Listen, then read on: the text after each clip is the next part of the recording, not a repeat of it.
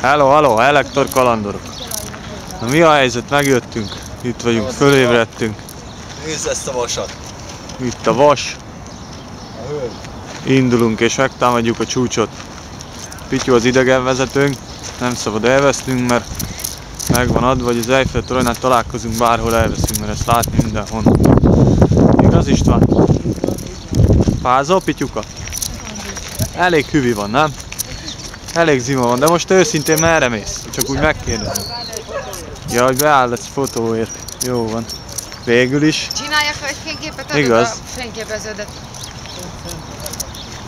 Jó, akkor most kilépünk, mert Pityu az nagyon oda van a vizére. Beállított a bőrészöget a Pityu. Oda van, most belőtte a Pityu. Hát azt fényképezi, ugye. Csinálják egyet, úgyhogy ott lesz Az ott a torony. Nálad csináljak? Szavasz, Jana. Van, majd lesz neked, Jana. Na jó van, kiléptem, mert Pityu fotózkodik, most pózol. Vigyázz a kutyaszarra!